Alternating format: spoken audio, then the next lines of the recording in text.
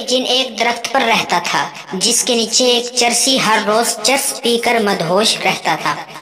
ایک دن جن نے سوچا میں بھی ٹرائی کر کے دیکھوں آخر یہ کیا چیز ہے جو پی کر یہ مست رہتا ہے۔ جن انسانی شکل میں چرسی کے پاس آیا۔ چرسی نے جن کو ایک سگریٹ دیا، جن نے پیا، مزہ آیا اور دوسرا پھر تیسرا سگریٹ پی گیا۔ چرسی: ایک بات تو بتاؤ، تم کو یہ چڑھتی کیوں نہیں؟ جن: کیونکہ میں ایک جن ہوں۔ چرسی: لے بھائی چڑھ گئی اس کو پھر۔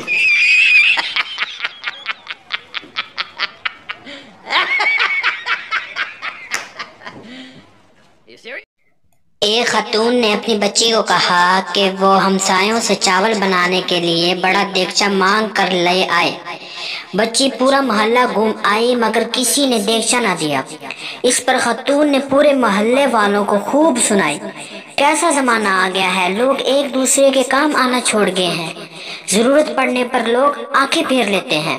جا میری دھی اندروں پیٹی وچوں اپنا نواں پتی دیگچہ کڑ کے لیا۔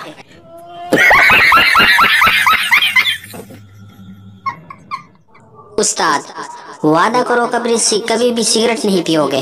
لڑکے: نہیں پیئیں گے سر۔ استاد: لڑکیوں کا پیچھا نہیں کرو گے؟ لڑکے: نہیں کریں گے۔ استاد: لڑکیوں سے دوستی نہیں کرو گے؟ لڑکے: نہیں کریں گے سر۔ استاد: اور اپنی زندگی وطن پر قربان کرو گے؟ لڑکے یک زبان ہو کر بولے: کر دیں گے سر، ایسی زندگی کا کرنا بھی کیا ہے۔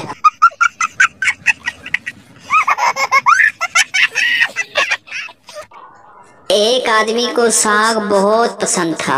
وہ روزانہ گھر ساگ پکواتا۔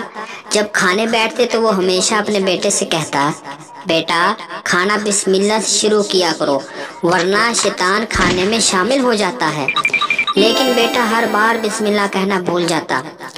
ایک دن وہ بسم اللہ کہے بغیر ساگ کھانے ہی والا تھا کہ شیطان خود آ گیا اور روتے ہوئے بولا: کھنجرا کدی تے بسم اللہ کہہ لیا کر، ساگ کھا کھا کے میں مرن والا ہو گیا ہوں۔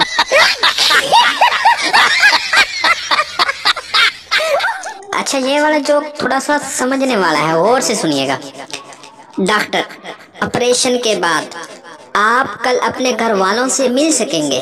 مریض: لیکن میں بالکل اکیلا ہوں، خاندان کے تمام افراد انتقال کر چکے ہیں۔ ڈاکٹر: میں جانتا ہوں۔